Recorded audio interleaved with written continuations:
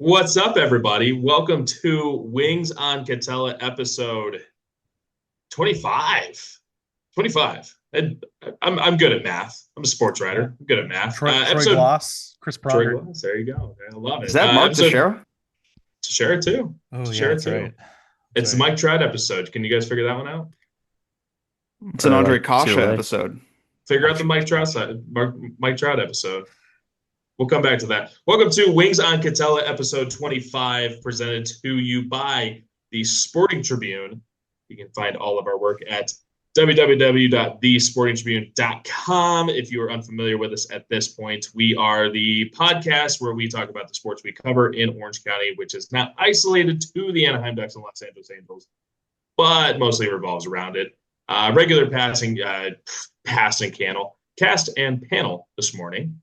We got Zach Cavanagh, host of Ducks in Deep, covers the Anaheim Ducks for the Sporting Tribune. We got Jack Janes, who covers the same teams for the Sporting Tribune. No, you had dang it, all of like 20 seconds in, I already called them the Anaheim Angels. The Los Angeles Angels, and Thomas Murray, who does the same. You guys can follow them on socials at Zachcav, ZACHCAV. Jack Janes _ and Thomas _L _ Murray. You can follow me at Taylorblakeward. We got a lot to talk about today, guys. Just a preview of what we're going to talk about. The Ducks lost 3 in a row in regulation. We're going to talk about how they responded from that. That was some time ago at this point. There are some trade rumor things going on with the Ducks, which we're going to save at the end, kind of thing, whatever. And we're going to talk about a trade that occurred with the Los Angeles Angels and Baltimore Orioles, if you're unfamiliar with that. Also some little retirement and coaching staff notes. So for that, we are going to start off with our big lead, or whatever we want to call it, here at the Sporting Tribune. Taylor Ward traded to the Baltimore Orioles in exchange for Grayson Rodriguez. See you, Taylor. So do we just want to get the nonsense out of the way, the whole namesake nonsense out of the way? Sure, it was a fun day for you on Twiter, I know. It sucked, dude. It was fun to kind of like, I put the hello Baltimore, did not expect it to be like a 1,000 retweets kind of nonsense. Yeah. So yeah, Taylor Ward and I have known each other since he was probably 17. I was 18, something like that. We've known each other for a long, long time. And it's been fun, but like I mean, I got to mention our text thread. I do love Jack having the typo of mourning the departed of TBW, which was like, Jesus, like I'm still alive, bro. But yes, mourning the departure of Taylor Ward. My autocorrect took over. Well, it gets better, man. Like I went to the local grocery store, like just on my way home that day, and someone was like, "Hey, I heard you got traded." And I've leaned into this. It's like, it's one of those where it's like ex-girlfriends from high school, it's their moms, or like people I went to high school with, their parents, kind of stuff. And like, it was like a month ago. And one of them was like, "Hey, do you still play for the Angels?" And I was like, "No, I play for the LA Kings." And she's like, "What?" And I was like, "Yeah, I play for the LA Kings." And like, it's one of those, I don't want to deal with it kind of crap. Yeah. So this one, same freaking lady, she's like, "What are you doing? I heard you got traded." And I'm like, yeah, I'm probably moving to Baltimore. And I said, I got to go out there tomorrow. And I'm just like, I don't want to deal with this crap. Like, it was one of those. So, but it's stuff like that, It'll be less now that he's in Baltimore. And I hope. Well, no, I'm probably gonna get like, he's gonna strike out or something. I'm gonna get the F you, Taylorblakeward, blah blah. Well, yeah, on Twitter you can't escape it, but the grocery store you might be safe. I don't know, because it's one of those I don't want to talk about, because you get one of two questions, right? You get, do you still play for X or whatever, or do you still work for the Angels? Which, full clarity, I have never been employed by the Angels. I've been employed by Fox Sports, I've been employed by Baseball America, I've been employed by Sporting Tribune, among other companies, right? SoCal News Group, never been employed by the Angels, but it's just easier for the people that don't get it to say, yeah, no, yes, no, get out of I'm done. I have no connection to you anymore. So let's get rid of the nonsense on that crowd. The one thing I do want to say, because I have been asked about this, is if I'm going to get rid of the Blake in my handle. No. My mother when I was in trouble, my mother would call me Taylor Blake. It's my middle name. And ever since she has passed, I've very much owned that part of my name. So I still go by TBW, Taylor Blakeward. We good? Any questions about this? No, I think you've explained yourself Just how what's your thoughts on crab cakes before we I love them. I did talk to Taylor on Wednesday. Did talk to Taylor, just texting real quick. So just good dude. Wish him well. Wish things would have worked out here because it's for him. It's more like a personal family thing because his wife, who he's dated for a long time, grew up in like San Dimas, and they were living with her parents. Her name's Taylor as well, but they were living with her parents, and like so they had a babysitter. Like, and when they were home, he'd get to go home every. So. But whatever. They bought a house out in the middle of nowhere, Georgia or Tennessee or something. They're limited reception. I think they're happy with it. So, but yeah, just wish Taylor the best. And it's always going to be there. The Taylor Ward thing. I already sent an email to Justin Cummings of the LA Kings PR. I said, hey, like, make sure Ken Holland gets Taylor Ward up in LA here soon. Like, call him up from Ontario. I need my fix. So we're fine. We're gonna move on. So, real situation here. Real nature war here, guys. Real world situation. Taylor Ward traded to the Baltimore Orioles in exchange for Grayson Rodriguez. We're going to break down 3 parts of this. I don't know who wants to take which part. It's in the text thread of which part. Thomas, I'm going to go to you first because you were the one that was already on the call with Perry, on the call with Grayson. The pitching impact it does for the Angels. What Grayson Rodriguez is going to bring to the Angels, what's perceived, and what might occur, what might not occur. Yeah, definitely. I mean, when healthy, right, he's one of the best pitchers in baseball. He was projected to be a frontline starter for the Orioles for, years to come. Unfortunately, he's been kind of dealing with some lat injuries in his arm, and he told us that he believes that it's all related to the bone spurs, which is why he got the surgery last August to kind of shape down the elbow a little bit, and he believes the bone spurs are a thing of the past. So, I mean, this trade works out. He's healthy. Angels have a frontline starter, no questions asked. I believe before the injury in 2024, he went 13-4. He had a 3.8 ERA, somewhere around that. I mean, the Angels have been starved for starting pitching for a while now, and I think getting somebody like this, it's a very high risk, but it could be high reward. And if it pays off, I mean, it's looking at like the best trade Perry Manassian's ever made. And I was kind of thinking about this. I was thinking about like the move. I was thinking about, well, why would they trade Taylor Ward? And one thing that kind of stood out to me goes back to when Kurt Suzuki's press conference and Perry told us that they need to they need to be better at making contact. Taylor Ward was second behind Mike Trout in strikeouts on the team this year at 175. So, I mean, I know it sucks when you get rid of your, top home run hitter, top RBIs on the team, but the reality is he was somebody that was very streaky at times. So, Grayson Rodriguez, this works out. Brilliant trade by Perry and the Angels front office. Yeah, you mentioned something. Taylor strikes out a lot, and I was on MASN radio this morning talking about it. And one of the things they brought up was the strikeouts, and I said he's a guess hitter. He's a guess hitter. Like someone made the joke about he doesn't. They put his chase numbers up. He never chases. He also like led the league in pitches middle, taking pitches middle on strike 3. It's a guess hitter, but the thing you didn't mention, which we're going to move into as we progress. Yeah. 4 years of control of Grayson Rodriguez. I got to give Perry some credit here because when we process our thoughts about Perry, right, and the Angels' current situation, we're thinking 2026. We're thinking about next year, next season. Yeah, definitely.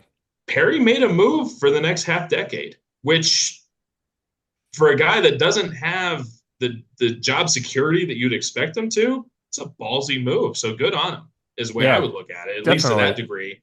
But 4 years of control of a starting pitcher. We're going to get into that in the finance because I texted you guys in the group about it. But Zach, Jack, we're going to continue moving on to the lineup stuff, the financial things about this. But from the pitching perspective, what it does for the Angels pitching staff with Grayson Rodriguez. Zach, you and I have talked about it, and I think you're right with your process of thinking. So I want to ask you, what do you think about this? I mean, if it, like, as Thomas said, if it works, great. If it doesn't, okay. Like, So is he going to be like fully healthy, ready to go spring training, or what's he the is timeline? expected. So he is in a throwing program right now. He's starting long toss right now, and Yeah. the intent is rising. Yeah. He's going to start throwing bullpens in January, and he and the Angels both believe 100% no issues going into spring training. Now, I think the bigger question is, what's his velocity going to look like next year? What's his velocity? Can he get back to throwing 100 miles per hour as a starter? Which, even if he's, if he's 97, like whatever, right? Who cares? But like, is he going to get back to 100? So what kind of state of health is it? And that's what I want to ask you. What is if this works out? Like, what's the equivalent of if this works out or if it doesn't? Because let's say he throws 150 innings each of the next. Let's say he gets hurt again, right? But he gives the Angels 400, 500 innings over the next 4 years. Does that mean it worked out? I mean, in the long term, yeah, but I think it's the as we've talked about before with Perry, like, isn't they have to make moves that strike the iron now for them to still be in their jobs by the time that he is, at that point. That's why I'm So saying give him an attaboy for making a decision that might be past his time. sure, and we can do that, but I also think that, like, honestly, from my perspective of it, I just look at the Angels were a team that struggled to hit the ball, and you got rid of the guy that produced 103 runs last year. They also Right? struggled. They struggled at both. They struggled to hit the ball and they struggled to pitch. Sure.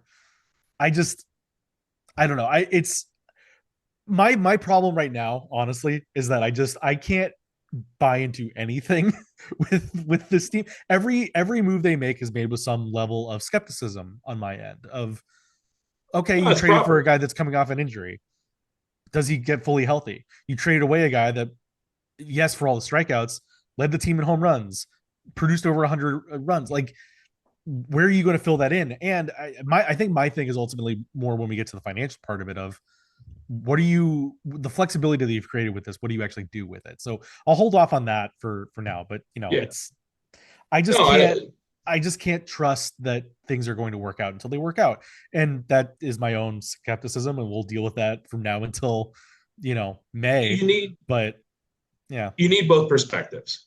You need the skepticism because there is a serious variance of this trade. Is Grayson Rodriguez hopefully pitches for the next for himself, not for the Angels. Hopefully, Grayson Rodriguez for his own health pitches the next 4 years to the capabilities that he's capable of. There is also the variance that he never throws a pitch in big league game again, which is very scary. I don't think I think that's an extreme, and I think the other is an extreme too. You've got the two extremes, right? He never throws a pitch in a big league game again. The other extreme, he's a all-star Cy Young winner, right? He takes the Angels to the promised land. He's Game 7 World Series winner, right? Extremes. But Jack, the pitching aspect of this, what are your thoughts? Yeah, just obviously the injury risk is the big topic. He's played 7 seasons in pro ball and he's only gotten more than 100 innings 3 times.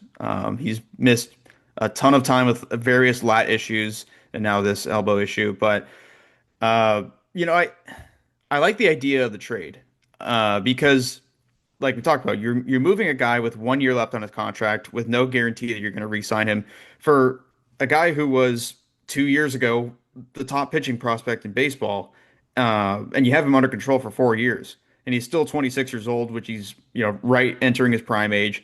So on paper, this seems like a really good idea, but like you said, Zach, the skepticism. When's the last time the Angels have developed a pitcher? Because Grayson Rodriguez, it's not like if he's healthy, he's going to be legit. It's he's healthy and he still has those adjustments to make because his first full season that he came up in 2023, he didn't do really well. 2024 comes in, he has kind of a slow start and starts picking it back up as he's leading up, and then he gets hurt and ends the season. So he had a decent year in 2024, but he was still putting pieces together. So do the Angels and Mike Maddox have those pieces to put together for him? It remains to be seen. I think this is going to be a great challenge to see what Mike Maddox is made of and what the new coaching regime is made of for the Angels. But in terms of like the next 4 years, I think this trade is a win if he gives you solid, like he doesn't have to be a Cy Young to No, win this trade. It's can you be a 2-3 starter, you know, I don't know, 3.5 ERA year in and year out, be dependable? Like I feel like that'd be a win. say he gives you a 100 ERA plus over the next 4 years, right? And he gives Mhm. you 150 innings. Like I said, let's say he gives you 500 innings over the next 4 years with a 100 ERA plus. That's a starting pitcher, man. That keeps you in Yeah. games every night. And also, I'm not expecting 100 innings first year coming off No. of elbow surgery. I would assume they would have an innings limit on it. I'm not sure. I'm sure that's going to be a question that'll be answered in spring training, but Yeah. I'm not expecting him to have a ton of innings this year coming off major, well, not major, but coming off elbow surgery and all that. And then just real quick on Perry, I criticize Perry a lot for making knee-jerk reaction right now moves that have no thought process of the future. So I have to give him his flowers for making a trade that will hopefully be better for the long run. This is a trade for the future, not right now. Yeah, And I have to give Perry Manasseh credit for making a deal like that. absolutely.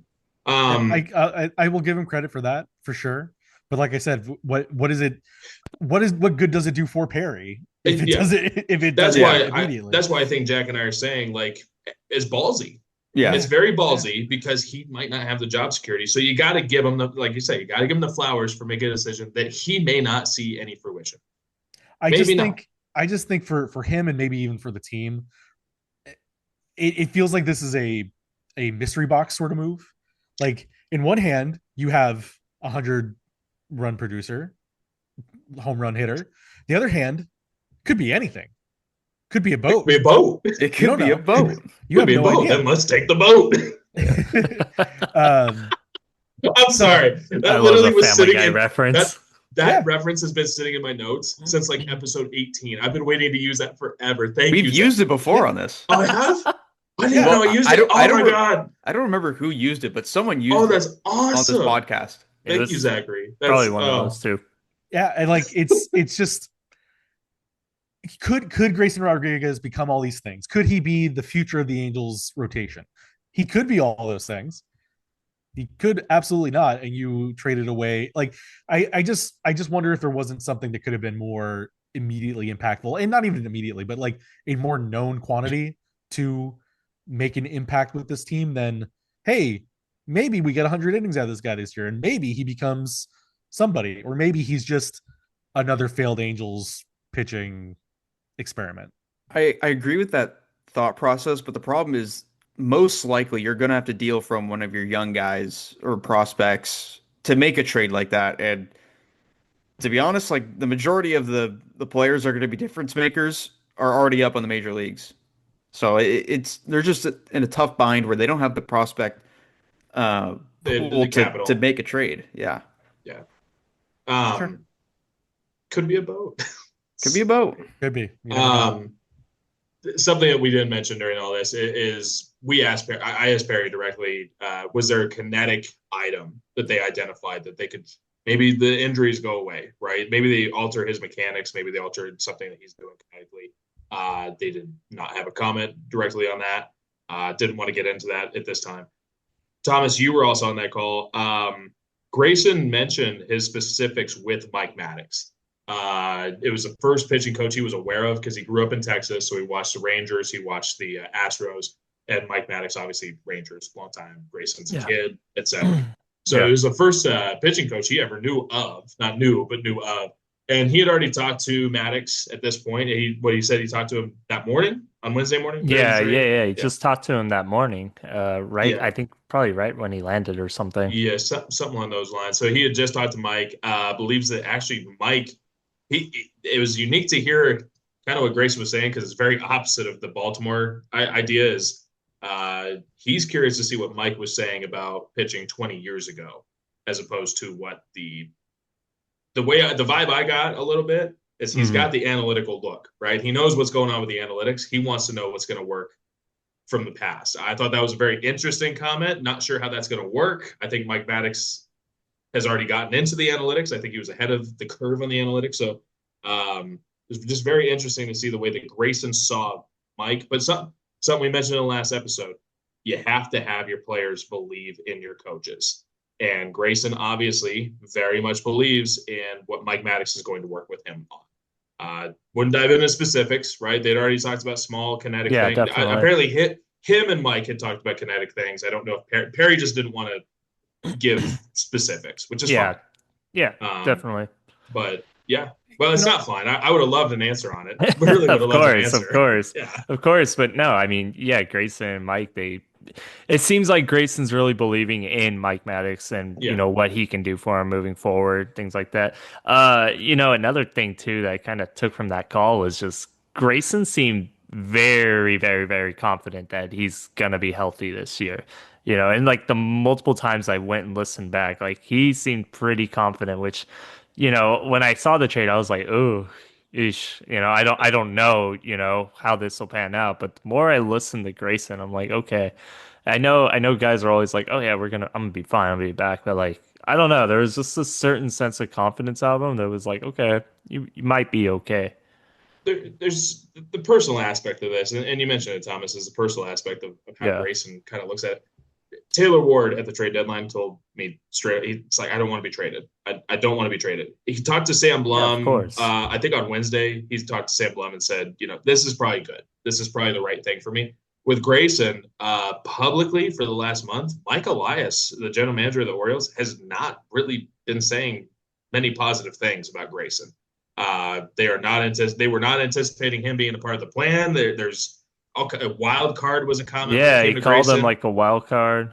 I mean, I'm not saying that Mike was out there shitting on him, but like he wasn't very complimentary of Grayson. So I can imagine Grayson views this as a much better opportunity for himself going to Anaheim. Maybe it's less pressure, maybe it's more pressure, who knows? But it seemed like the Baltimore and Grayson Rodriguez train had jumped ship completely. Yeah, I was gonna ask what was sort of, because you talked to the people in Baltimore today, like what was the Orioles angle to this? Like, why would you, if he is such a highly valued prospect at the time at least, why would you ship him off? A lot of questions, because they need pitching. And Grayson Rodriguez, if you're unaware, is a pitcher. So it was very interesting to kind of see the way that they were like, yeah, they need pitching, but maybe, and that's the thing, everyone keeps talking about, there has to be a red flag on the Baltimore side somewhere about them moving a pitcher with 4 years control. Like, there's got to be a red flag. So, and we don't know what the red flag is. Maybe Mike Elias comes out and says, we didn't like him. I don't know. I genuinely don't know, but it was just the comments that Mike Elias had made about Grayson Rodriguez. It seemed like Grayson on the Zoom call was very, very happy to not be a part of the Orioles organization at that moment. It felt that way. So, let's move on past the pitching aspect of this. I mean, we're going to talk about it come March. We're going to talk about it in February, everything like that, because Grayson Rodriguez is going to fit into the pitching scheme. But the Angels, Zach, you mentioned it in particular. Angels are missing 100 RBIs. They're missing 30 home runs, right? They have to find a hole in the lineup. So where do they find it? They're going to have to go and find something. And part of this, I know, Jack, you mentioned it. You kind of want to touch on the finances. Or, Zach, that was you as well. Zach, you've taken all the notes, man. I'm going to stop sending you notes. I know. I was going off the notes. No, we're going to talk about the financial aspect of this, but they have to find a new bat to fill, and it's an outfield impact as well. There's an outfield impact. There is a lineup impact with the removal of Taylorblakeward from both of them. So how do they go about fixing that? Jack James, your thoughts? Yeah, so there's a couple things that I was kind of looking at. One thing that stood out to the Angels was their zone contact rate. On pitches inside the zone, they had the second worst contact rate in baseball. And Taylorblakeward was part of the problem with that. As good as he is, like you said, Taylor, he's a guess hitter. And I feel like that's kind of like the majority of the Angels and how they operate. Like they're looking for a certain pitch in a certain spot, and if they don't get it, they swing right through it, which typically happens in baseball. But I feel like overall, the Angels are more selling out for their approach. I think if they can get a guy that can sort of balance that out, be a little bit more selective. He's not going to hit for power, but he draws more walks, works more at bats, sees more pitches, stuff like that, puts balls in play, just kind of level out the lineup. I think that's kind of what the Angels are looking for. And when I'm looking at guys on the free agent market that could fit that billing, I think the best option they have is Mike Yastrzemski. He's cost effective. Obviously, he's not going to cost you a pretty penny. He's on the older side. He's 35 years old, so he's kind of on the wrong side of 30, getting up there in age. But he still has really great plate discipline. His squared up rate, his chase rate, his whiff rate, his K rate, his walk rate, all of them well above average. And I feel like that would be a good presence in the lineup. And he's a left-handed bat. And Perry Manassian said he was looking for a left-handed bat earlier this offseason. So I feel like he checks off a lot of boxes. Obviously, he's a right fielder because he has a cannon of an arm. So I don't know if you try to move Mike Trout to left, or stick Mike Yastrzemski in left. We also don't know if Joe Adell is going to be the right fielder or the center fielder yet. We don't know what the Angels' plans are in center field, but I feel like Mike Yastrzemski would check a lot of boxes to fit into this lineup and kind of balance it out. I've always viewed Mike Yastrzemski as essentially just a tick older version of Taylor. They can play right field because Taylor. I think when Taylor, before he went face first into the fence a few years ago, I think he was actually a really good right fielder. So I feel like they were very similar profiles. You mentioned two things, and I want to mention this.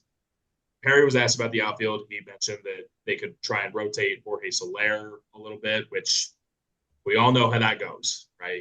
Jorge Soler should at least bring a glove on the playing with him, but that's about the equivalent of it, kind of thing. Mentioned Mike Trout. Mike Trout's working really hard to get back in the outfield. You'd probably like to see Mike Trout play some outfield because it means he's healthy, but at the same time, realistically, you're going to want him DHing. If we're going to throw names out, I wasn't anticipating you throwing a name out there, Jack, and I'm all for it. I'm still big on the Max Kepler train, man. Our left-handed bat. Still big on that. And another guy can go play right field. You can go throw Joe Adell in left field if you need to, or Mike Trout in left field, and you're going to have to find a center fielder is the way I probably look at it. I mean, you had a hole in center field. Respectfully to Bryce Teodosio, if he is your starting center fielder, your primary center fielder in 2026, you ain't doing much. I love Bryce, and he's an impact defender. He'd do great as a bench defender in my mind. He can't hit, man. You go look at his big league hits; they're all lucky. They're all lucky. So you got to go find a center fielder. Thomas, outfield gap, lineup gap. What do you do here, man? Yeah, I mean, there's a few directions that you can go with it, and I feel like you guys kind of nailed it on there. I mean, maybe they do give Mike Trout another shot in the outfield, but maybe you move him to left field where, there's a little bit less action going on compared to right. I mean, it'd be worth the shot. Be one last ride to see if he can do it in the outfield. And then if not, at least with Soler hits free agency the following year, that opens up that DH spot for Trout to ride out for the rest of his career. I kind of have a hard time with moving Joe Adell out of right too, just because he's had all those defensive struggles over the years, right? And so he looks so comfortable now in right, and it's like, how do you just kind of take that from him? You know what I mean? Where Absolutely. Yeah, he's played great in right field over the last 2 years, and we even saw it last year when they tried to experiment putting him back in center. He had a lot of just unfortunate events out there. It wasn't too great. It was better than the past years, but it's still just a tough position for him. So I don't know how comfortable he is in left field versus right. And we've seen it with Mike Trout, when he was a rookie coming up, he played left field. A lot of people thought, hey, maybe he will just be a left fielder with Peter Bourjos out in center. That was a possibility. So, or even with Torrey Hunter at the time. So, I mean, yeah, I don't know. Maybe you give this Mike Trout in the outfield thing one last ride and see how it goes. If you can't trade Jorge Soler this offseason too, which that isn't a bad idea either, if you can shed that cap, but good luck. Yeah, you're gonna have to add a prospect to that one, I think, if you try and do that. Yeah. I agree, though. I think sadly, I was very big on Jorge Soler when they made that trade. I thought he was going to be an impact bat. He's not. He's not. Yeah. So I don't. Another potential thing with shedding the money of Taylor Ward, Can you try to ship Jorge Soler to Philadelphia for Castellanos and to eat up a little bit more on the contract?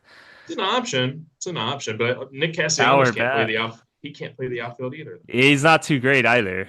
He can't play. So the wouldn't you outfield. just love to see Castellanos hit a ball to deep center? Wait, Well, deep left.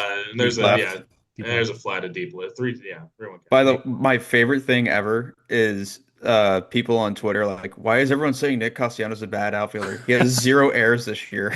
1,000 fielding percentage. Because it never he gets the doesn't ball. get to him. Yeah, because he doesn't catch the ball. But well, I'm looking at Baseball Savant has a feature called the hot stove, and you can filter out all the free agents by position, this and that, and get them all those stats. So I'm looking at left-handed outfielders right now, and really outside of Kepler and Yastrzemski, Grisham's off the board. I highly doubt they're signing Cody Bellinger and Kyle Tucker. Cedric Mullins, he's got center field experience. There's a big circle around Cedric Mullins as not internal. I haven't had that discussion with the Angels about Cedric, but I feel like Cedric Mullins, I feel like everyone is talking about Cedric Mullins and the Angels. I feel like that's it. No one would be stunned, right? That's almost too obvious. Sense. It's almost too obvious, right? On a 1 year, $5-6 million deal, because he's not going to cost anything right now. Yeah, didn't he have a sub 600 OPS? Yeah, he did. So that's what. But at that point, I mean, if you're either buying into his him returning to form, or as well just throw Bryce Teodosio back in there. At that point. So that was his defense. I say Cody Bellinger, man. Gotta go. I mean, Cody Bellinger is the name I would circle personally. I feel Actually, Cody that's Bellinger not true. That's not true. Kyle Tucker is Kyle Tucker is going to cost $400, $500. I feel like Cody Bellinger has been just in the mold of a 2020s Angel 100%. for quite some time. 100%. Even when he was any time after his MVP season with the Dodgers, essentially. Sure. Zach, thoughts on the outfield here? I'm going to kind of throw some unique thoughts on that as well. Yeah, I like I just said, I think.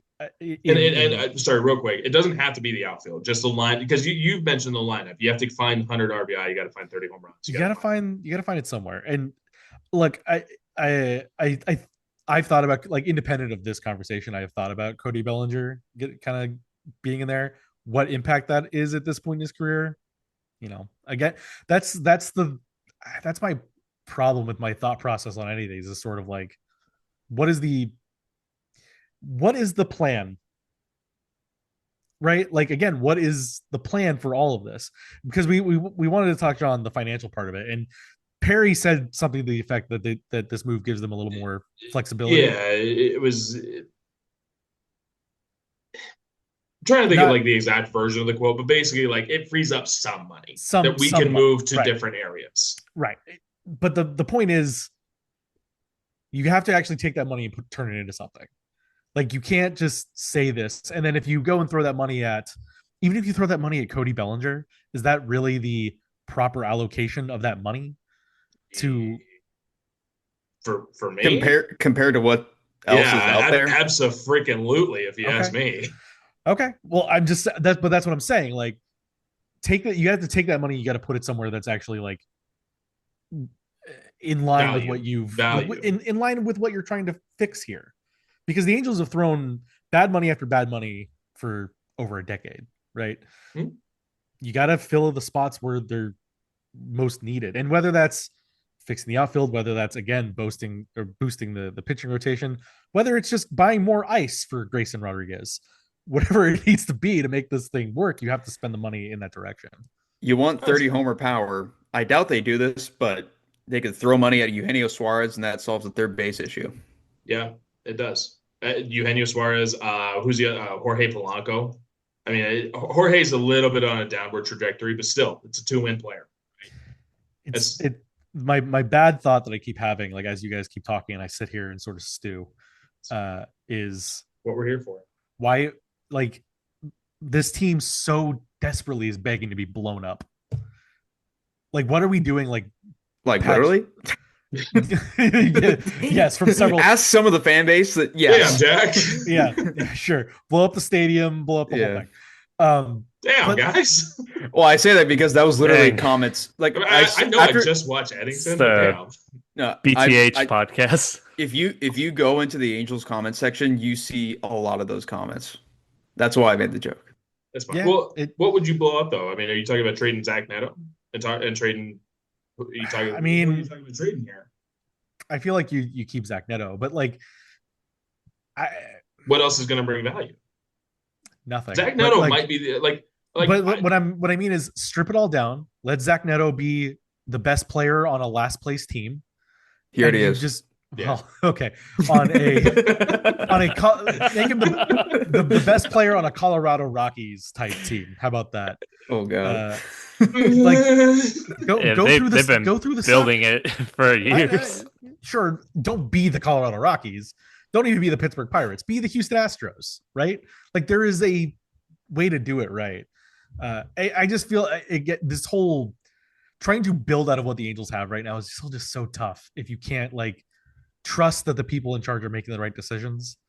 I've been a broken record on it. I don't want to like go over that all again, but just this is a trade that like we said, it's mystery box. It provides more questions than it does answers to me, and that is going to be a challenge for this, the offseason, December, the hot stove, the GM meetings, whatever. And Taylor, we even joked about it yesterday. Like this move could work and the Angels could all of a sudden, hey, April, May, things are going great. But that's how the last several years have gone. Yeah. So like we said, what did we say yesterday is on July 28th, they're one game under 500, 4 games. Who is going to produce for you in July and August is my prevailing thought. But don't want to linger on that too much. We've hinted at the financial stuff, and I sent a note to you guys about it. So Taylorblakeward is going to make $14 million in arbitration. Does that sound right, Jack? Right, around $14 million is what the projected is. I could see that. I mean, he's been a 2 to 3 win player, so that sounds about right. 14-ish million, maybe 13 to 14, somewhere in that range is the projected. Grayson Rodriguez is still at the minimum. He's at the minimum salary, right? Because he's only third year. He only has 2 years. He has 2 years service time. Yeah, he's not super 2, so he'd be service time. So he's sitting million and change kind of thing, million-ish. So Angels saved about $13 million here. The thing I noticed that they really saved on it, and this is something I said to you guys just to kind of save myself, the pitching market for starting pitchers the last few years has been outrageous. You saw it. What are the Angels paying? You say Kikuchi, 20-something million, right? They're a year, yeah. Yeah, a year. The market for starting pitching is absolutely insane right now. I wrote down some numbers, and sorry, someone just walked past. Just right here, 53 listed starting pitchers according to Fangraphs last free agency. Right, got a big league deal. 53 of them.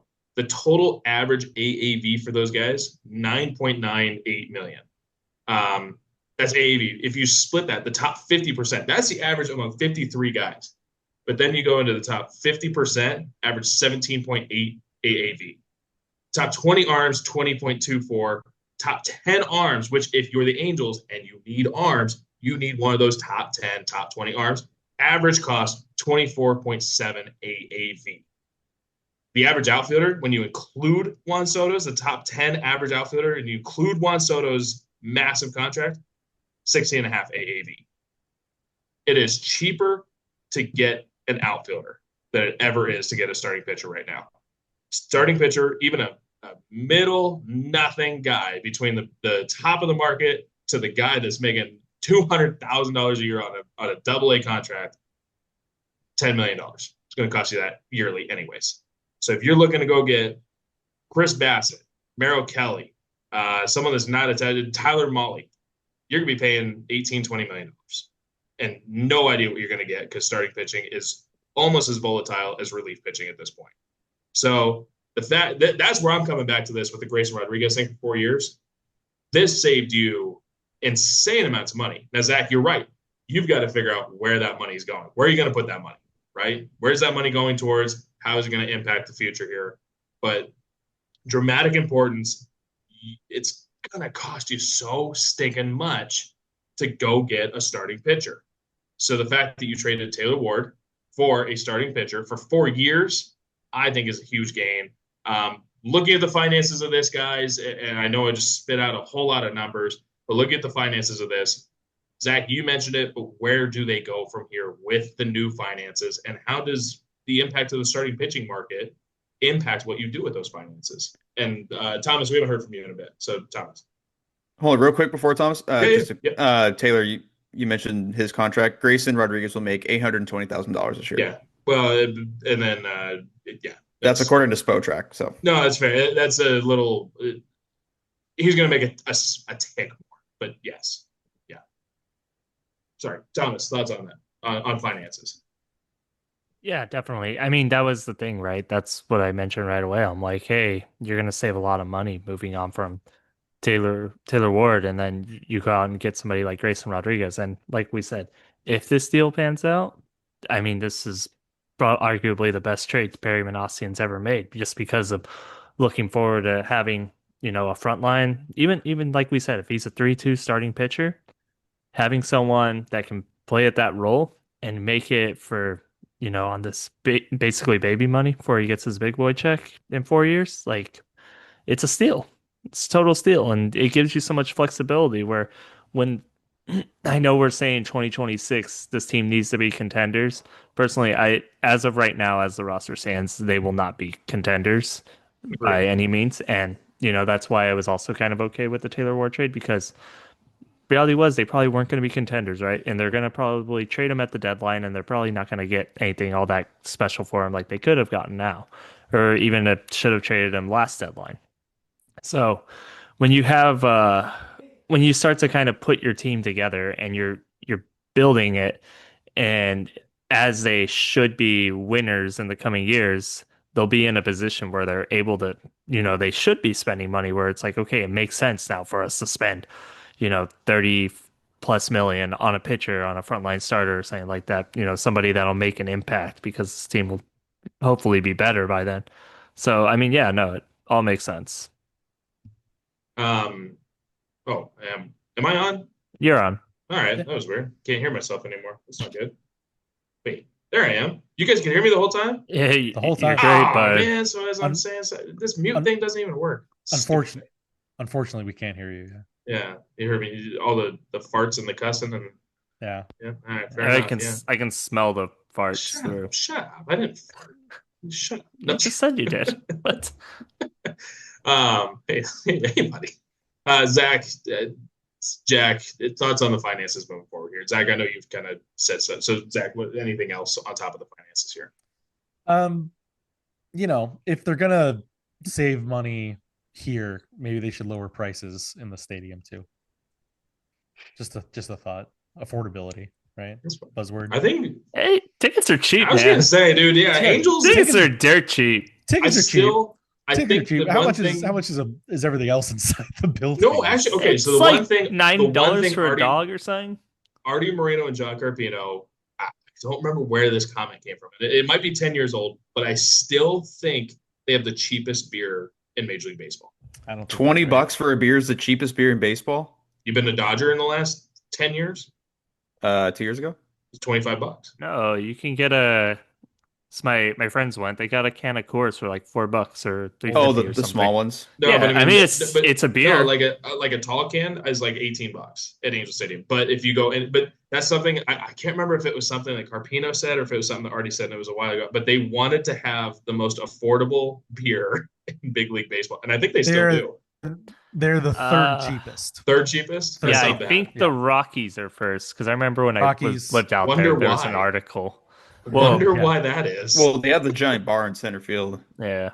That's like their tourist attraction. There's also a thing called Coors on the stadium. There's also a Coors brewery just like 10 miles away from the stadium. Yeah, on that note, real quick, guys, Coors Field, pretty awesome. Oh, yeah. It's a great really great. Oh, yeah. Really it's great.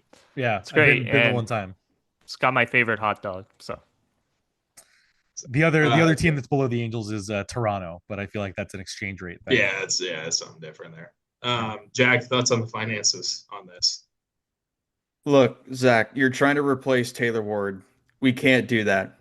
so we have to recreate them in aggregate, as Billy Bean once said. If we replace the Giambi, if we could we afford him? Then Yeah. what the I we thought talking about, yeah. man? I thought you were gonna say we can't replace Taylor Ward, but we can replace him with Taylor Ward. Oh, we could do Guys, that too, whichever guys, one. check your notes, or I'm gonna point at Pete.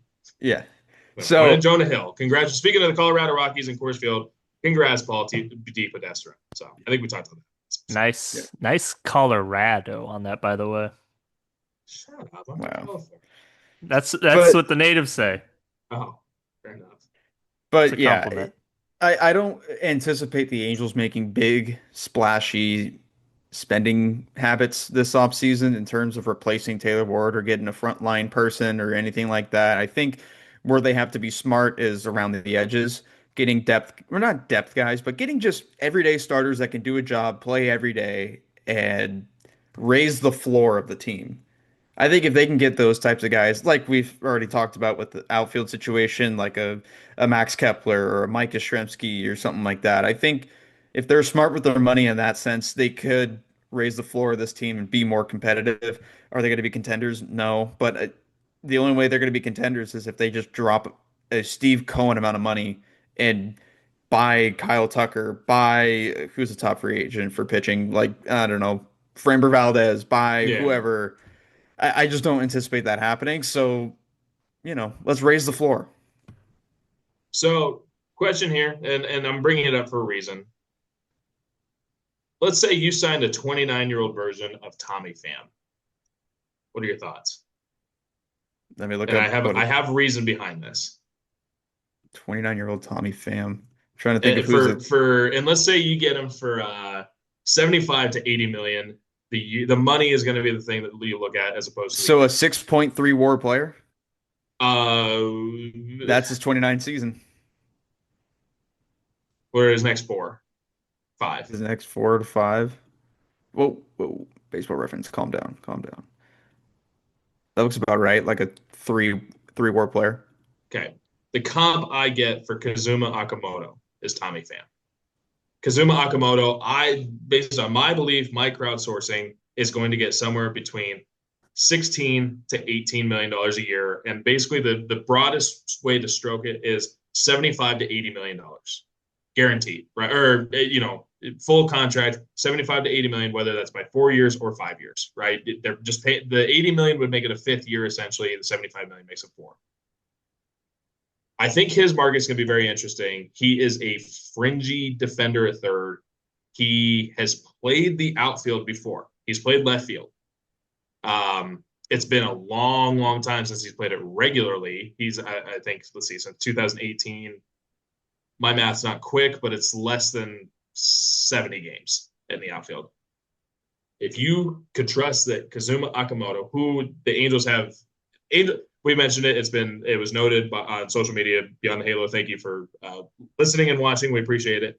But the Angels have interest in Kazuma Akamoto. They have a hole at third base, but they also have a hole in left field. Jack, you mentioned Eugenio Suarez. If you could move Kazuma Akamoto and have him be your Tommy Pham in left field at $18 million a year for the next 4 years, how are you feeling about it? And I'm going to go to Jack. Yeah, I mean, like you said, you don't need superstars.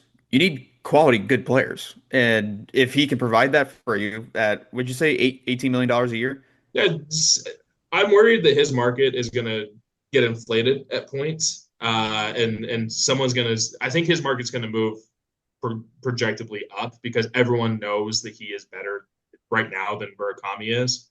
And Murakami, your best wishes are that he's like Max Muncy at best, like at his peak. I mean, like maybe Kyle Schwarber at peak, but like realistically, if you get a Max Muncy at him, you win.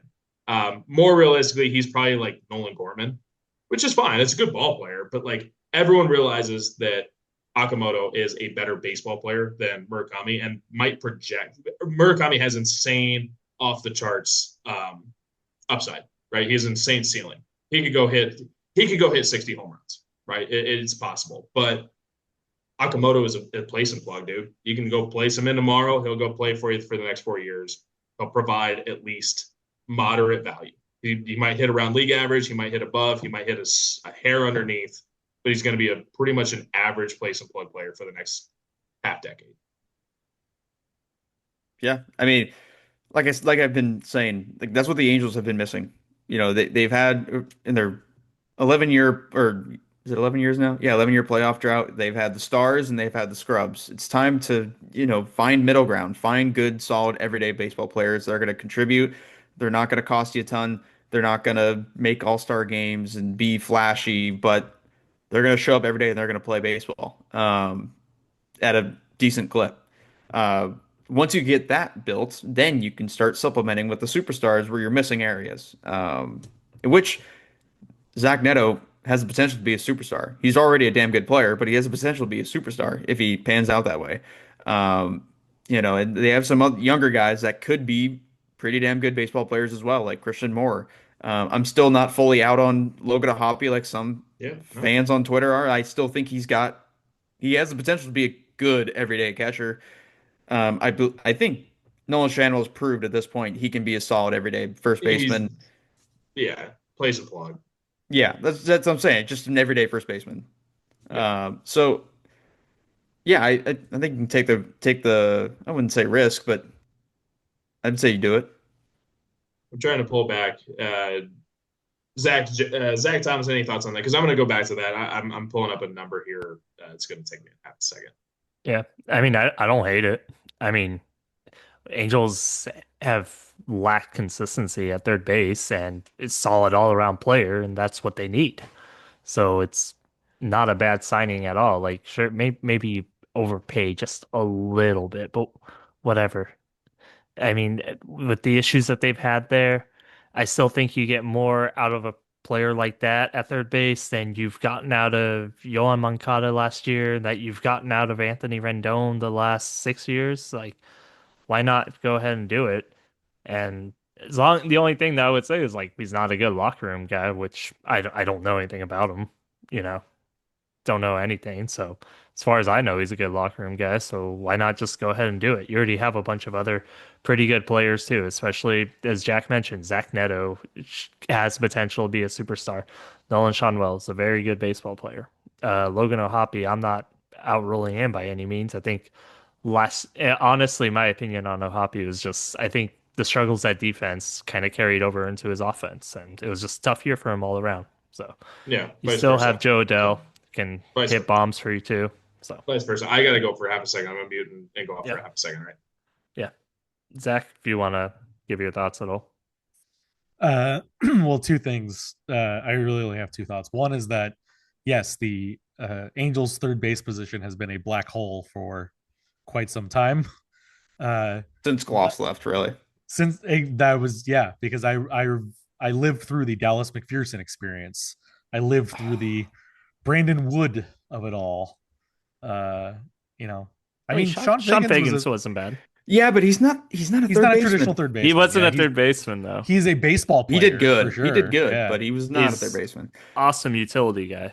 Yeah. Alberto Caspo has the most WAR of any Angels third baseman since 2010. Lies. David Freese, greatest looking human being of time. But he factually does not have more WAR as an Angel than Alberto Caspo. That doesn't mean he wasn't better. He passed the eye test, buddy.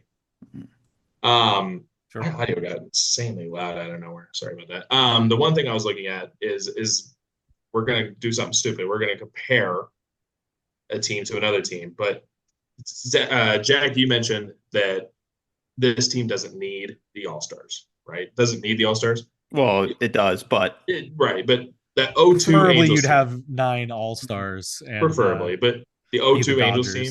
Do you know how many combined All-Star games that roster had?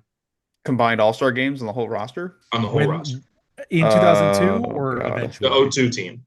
I like career or career. At that point.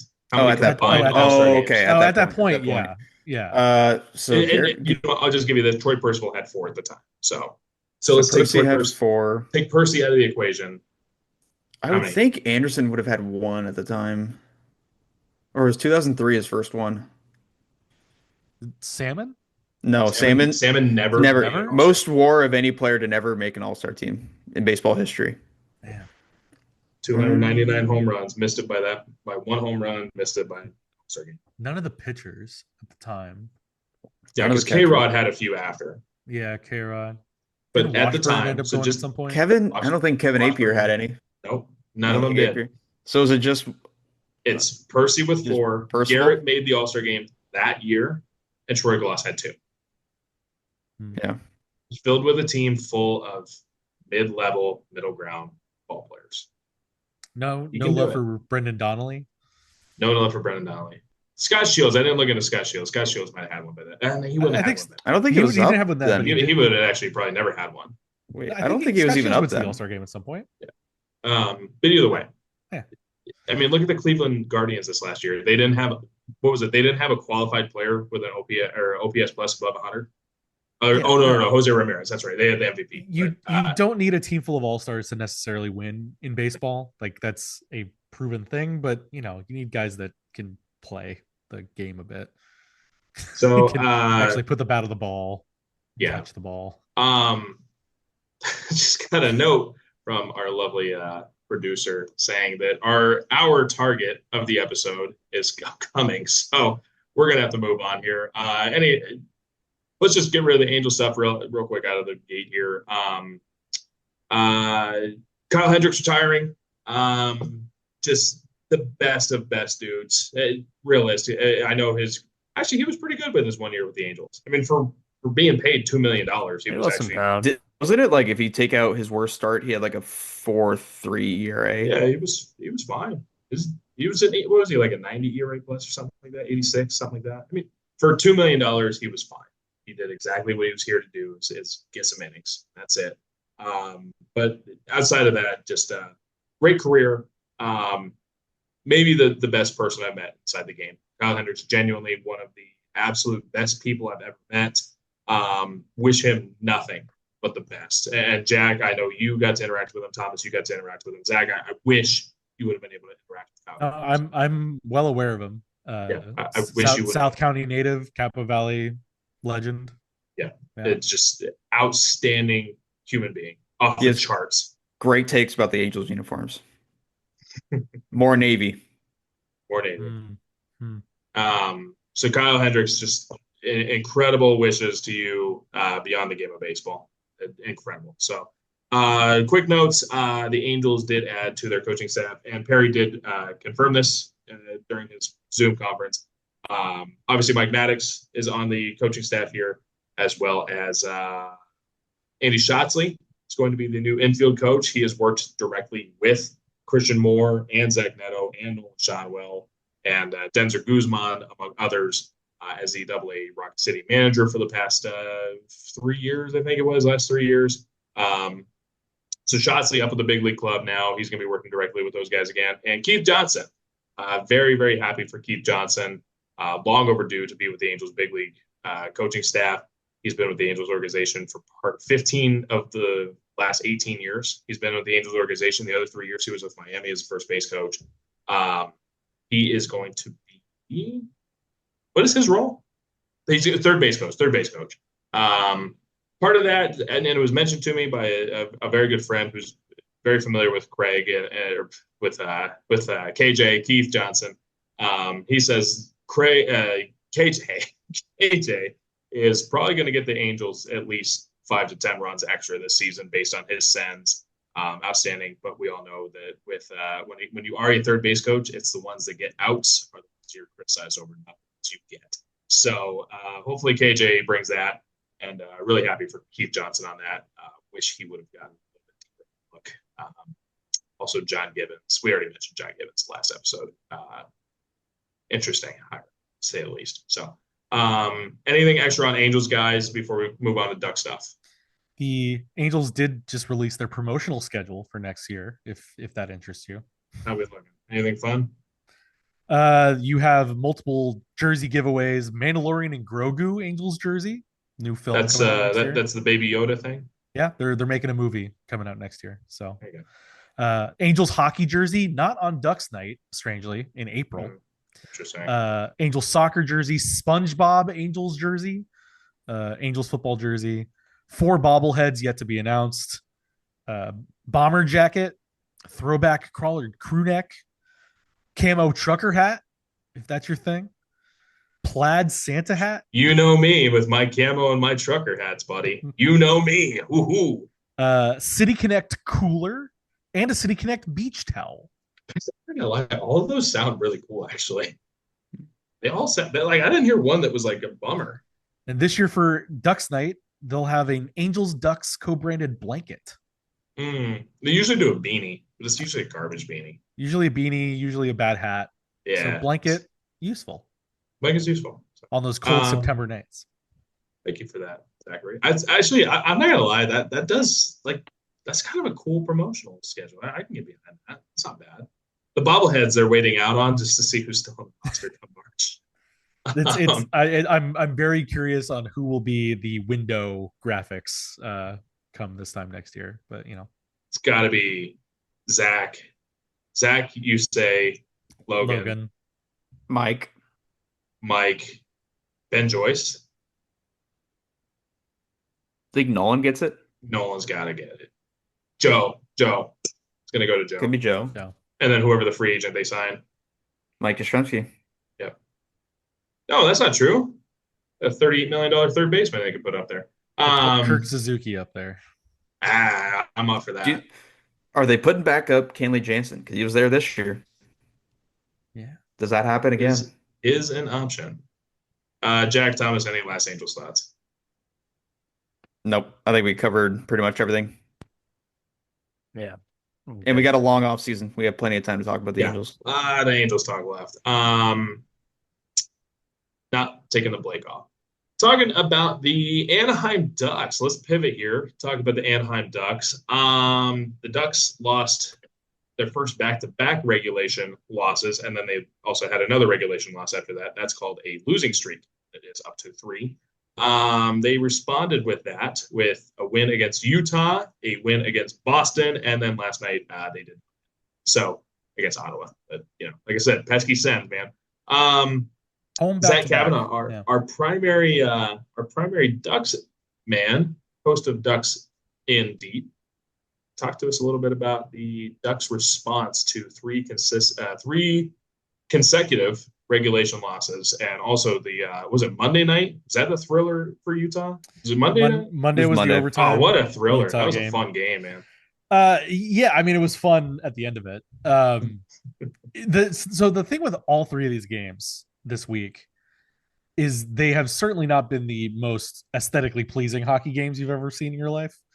But what the Ducks did in these games, and Ryan Strome said it probably best after the Boston game, was they're finding ways to win.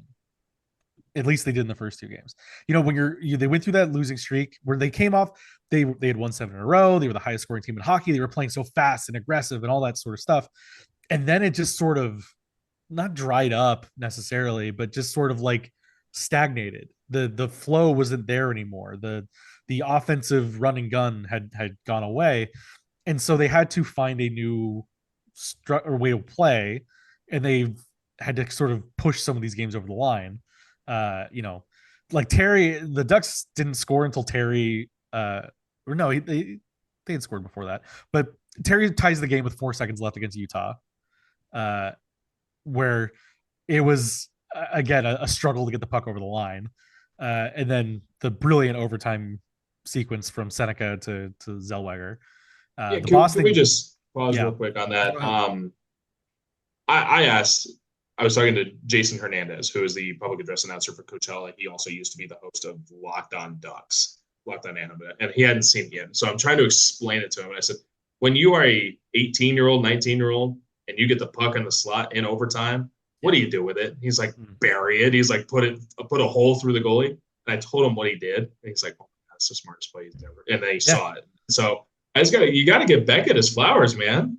Absolutely. And that's the way that I framed it to each of those guys when I talked to him after the game, was like, yeah, great effort by Olin to shove the puck in the net there, but like any other not let alone a 19-year-old, any other player in this league, all 4 of us could have made that goal at that point. Well, any other player in the league gets that puck in that position and says, I'm gonna shoot this thing.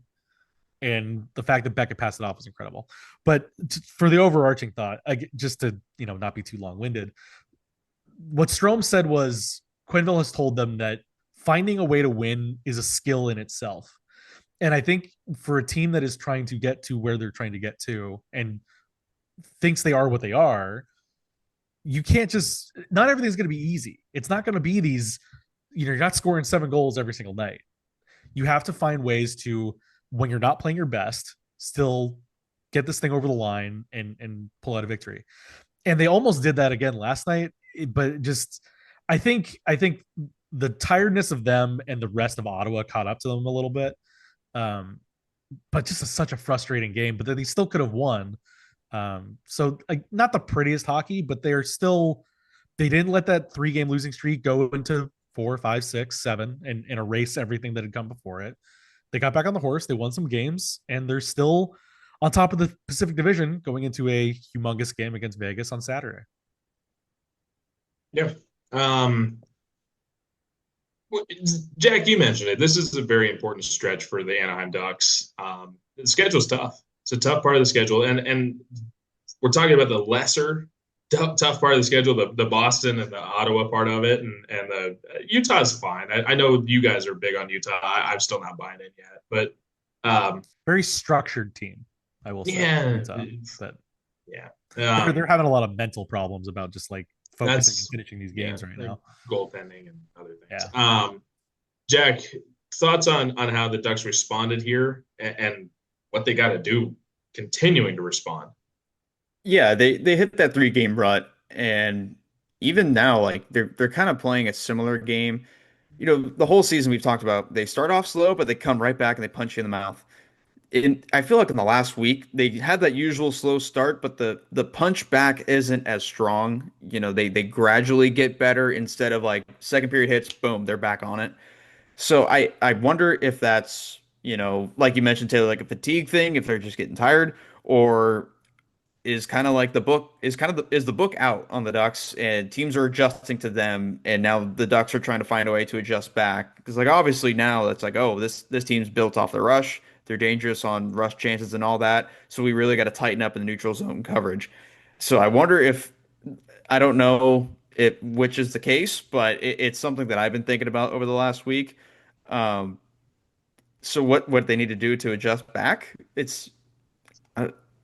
I don't know. It's always hard to like, how do you not start off the game the way you want it? I don't know. I'm not a coach. I wish I had the answer. But is it like they just got to find. They just got to find. Out of 13 games they've allowed the first goal. Yeah, they just got to find a way to get out of the gates hot somehow. Yeah, 100%. Yeah. I think I'm very curious how they respond to this Vegas game more than the other ones, because I think, as I said, Utah plays a very structured game, and it certainly was a little frustrating. Ottawa clogs the middle of the ice. You cannot get on the inside of these guys, and they played that game to perfection. The game against Boston the first time was not the prettiest game that the Ducks have played either, and that factored into this too. So I wonder how much of it is the style of teams they're playing.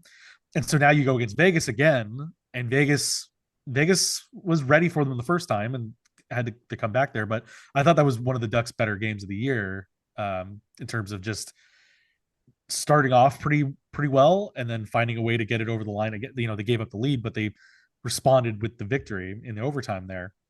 What does Vegas do now that they've seen this team in person once? And if they can befuddle the team, then you're in a stretch. So, and this is an important, we got through these kind of middle games. The next 3 games are Vegas, Vancouver, and LA, all divisional games, and 2 of those 3 are potential playoff. I mean, all 3 of them are potential playoff teams, but particularly Vegas and LA. What did we say at the start of the year? When they lost to Seattle, right? You have to beat the teams you're playing division. So, and Vegas is going to be the tough one, right? They're the benchmark, and they already beat Vegas, but that's the benchmark, right? You've got to be able to play with them, but you got to beat Vancouver. You got to beat LA. Yeah, because that's who you're really contending against, is those 2 teams. That's who you're really, really fighting for points against. That's who you're trying to get points from. Thomas, something our friend of the show, Patrick President of the Hockey News, put something out last night that blew my mind. We all love it. I don't know if you saw it, Thomas, but Cutter Gauthier is the oldest player on this new line of Leo Carlson and Becca Seneca. Combined age of those three kids is 20 years old.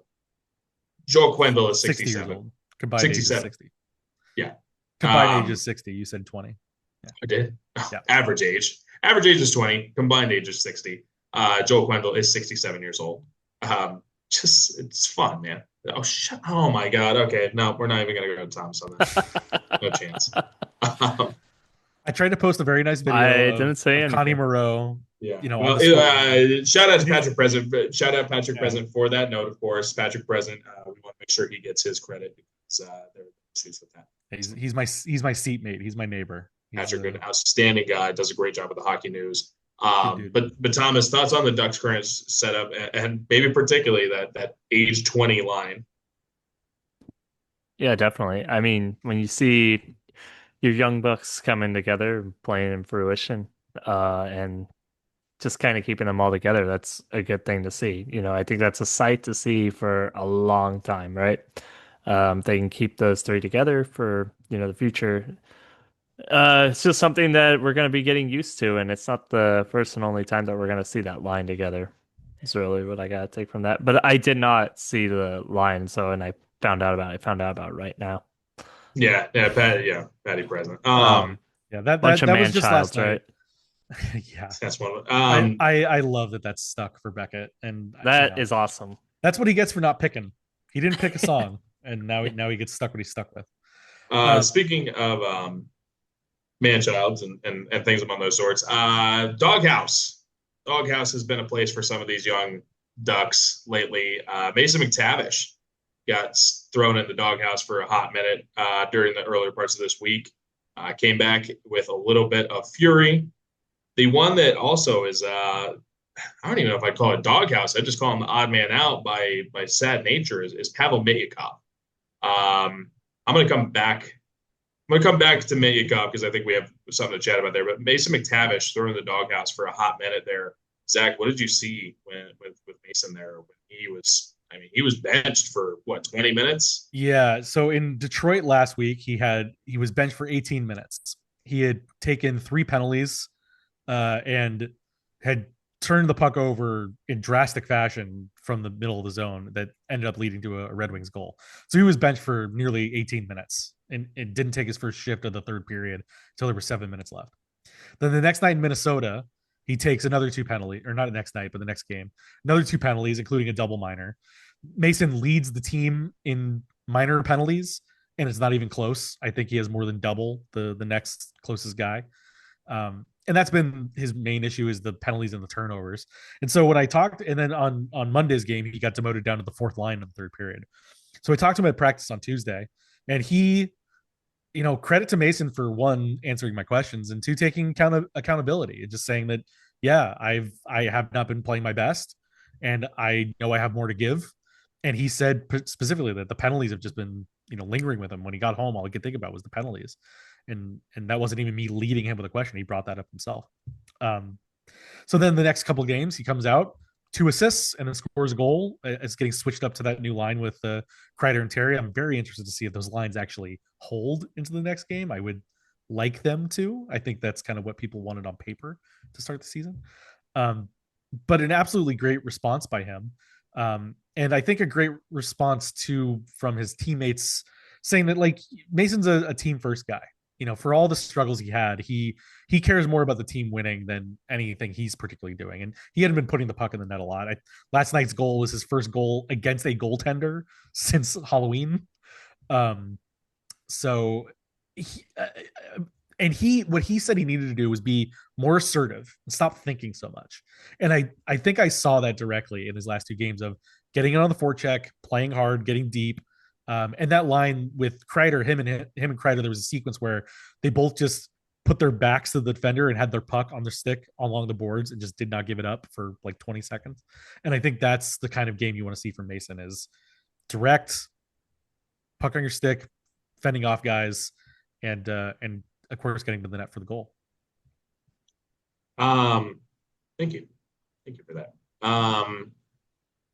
That's what I'm hearing. Coming back to Pavel Minyukov. Pavel Minyukov has been a healthy scratch this entire week. 3 consecutive games, healthy scratch. 10th overall pick from 2023, 22? 22. 22. 10th overall pick from 22. Only 21 years old. A lot of hockey left in him. My question to you guys, how much of that hockey is going to be with the Anaheim Ducks? There are rumors and from credible sources that he is maybe trying to look to be traded. If the Ducks aren't going to play him, he wants to go play somewhere else. Do you guys buy into this? I mean, do you think that Pavel Minyukov genuinely could be a trade candidate? I guess is the first comment. And then the second thing, do you really think he's trying to get traded here? Because, Zach, you were telling me that he can go to San Diego. He is waiver exempt, correct? He is waiver exempt, but I think if he was going to go to San Diego, he would have last year. Should have gone. Should have, could have, would have. Yeah, right?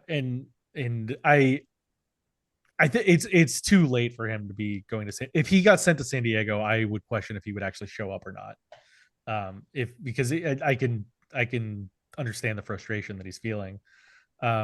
It's unfortunate because this is now 2 years in a row where he's gotten usurped by a surprising call up from San Diego that's a right-hander that is somehow taking his spot. Last year it was Drew Hellison, and there was a lot of other mitigating circumstances with Cam Fowler and Jacob Trouba and Brian Dumoulin, and there was more in the mix there. So somebody was going to sit out, and it just happened to be him or Zellweger. Most nice, Zellweger got the brunt of it more than Minty did. And this year now, Ian Moore came in when Gudas went down, and then when Gudas came back, they decided, well, we like what Ian Moore is doing more. No pun intended, but Moore's been really good, and Pavel Mintyukov just hasn't had that spark that he had in that rookie year, either last 2 seasons. There was some excuse, I guess, last season where, not an excuse, but Verbeek had said that he was still maybe dealing with not fully recovered from a knee injury. So was he truly as explosive as he could have been? But this year, it just, you want to see more from Mintyukov, and there just hasn't been that. There's a couple flashes. I remember was it opening night, the assist to Cutter Gauthier? Yep. It's like, okay, damn, there's that skill, there's that vision, that offensive passing ability, but he still struggles defensively. He has trouble getting out of the zone sometimes, and I think he's also been a victim of pairing. I don't know that he's ever really had good chemistry with Drew Hellison. I would like to see him get a better chance to one, give him a better shot with the Ducks, and two, if they are going to trade him, you want to showcase him in a way that makes him more valuable than he is. But it's a tough situation for Minty, because it's not like, yes, he could be doing more, but it's also just, he is a victim of circumstances so many ways also. I made a comment to you yesterday that it's a comment I've made for pretty much since he got drafted, is I think he's going to be a very good NHL defenseman for someone else. I think when he's 26, 27, 28 years old, he's going to be an incredible defenseman. I'm worried that the Ducks are not going to be able to capitalize on that, because I think they're going to he's either going to be a defensive flameout that's going to fall into that, he's going to be a third line defenseman that's a seventh defenseman style for a team like this, based on depth. And I'm worried the Ducks aren't going to be able to capitalize on what they have with him. And he's going to be in a waiver flameout or a release flameout, free agent flameout, and to go be something very good for another team when he's kind of hitting his physical peaks and also getting the reps that he needs. Jack, Thomas, thoughts on Pavel Minyukov? If he genuinely wants to be traded, are you thinking about trading him? And if not, are you playing him? Yeah, it's unfortunate because, he had such an impressive start to his career, his rookie year. You saw, like, he obviously wasn't a finished product by any means, but he flashed the potential of what he could be. He was very good, offensively, joining the rush and just making offensive-minded plays. And we just haven't seen that the last 2 years. And last year, there's the knee thing, there's the Greg Cronin of it all, and there's the why the heck do the Ducks have like 5 veteran defensemen, and they kept adding on and on and on throughout the year. But yeah. This year it's unfortunate because it felt like this was the year that he could really take that jump, and Olin Zellweger's taking the jump. Drew Hellison's continued to play well. Ian Moore took the jump. I think Ian Moore is the best defenseman on this team right now. I name someone who's been better at all around in all around. Yeah, game. no, that's Jackson Lacombe has not been what he No. should be right now, but he's still playing well. It's just unfortunate that he hasn't taken that jump, and everybody's kind of lapped him. I think right now the worst defenseman on the team, but that's just because everyone else is playing so well.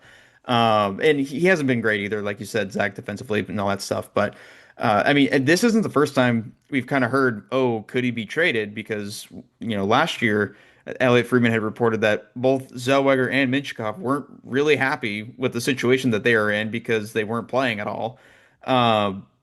And so you kind of figured if this continued to progress, it could lead to them wanting out or something like that. And I don't know Pavel personally, but I would assume he wouldn't want to go to the AHL. He would rather just get traded out and try and, land somewhere where he's going to play every day and try and grow and develop that way.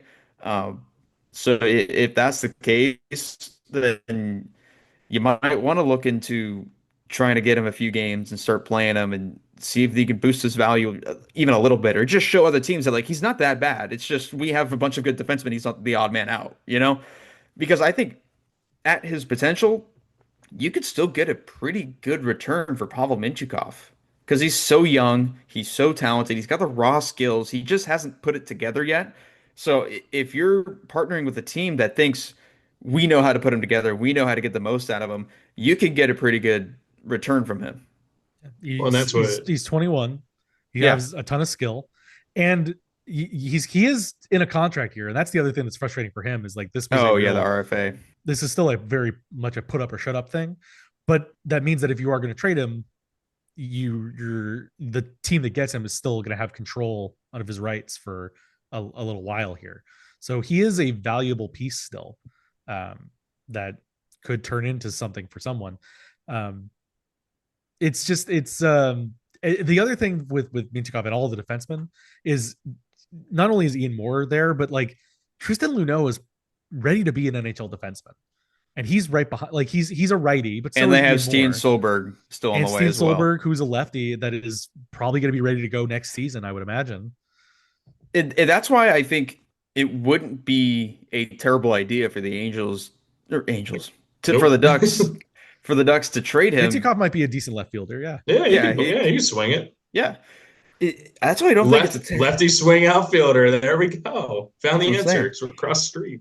The Ducks are in a situation where they have bountiful defensive prospects that are still on the way and a bunch of young defensemen that they could afford to move on from Pavel Mintyukov and get something if they can get it. Obviously, don't make a trade just to make a trade. Try to get the most value you can get, but I certainly don't think Pat Verbeek is going to be pressured into doing anything by anyone. No, so that's not at all either. But the Ducks have the the prospect capital to make up for it. That's what I'm trying to say. Yeah, Thomas, I asked you, I don't know, 2 or 3 weeks ago about trading to improve this roster, right? I think we mentioned it. Pavel Minyukov could bring back a significant package, right? And maybe you add someone like a Tristan Luneau, or maybe not Stein Solberg, but maybe add Tristan Luneau to the deal, right? Improving as much as Radko Gudas has been very good this year comparatively to I guess expectations is the way I would put it. Jacob Trouba, you could move on from one of those guys pretty easily and improve your defense by using assets.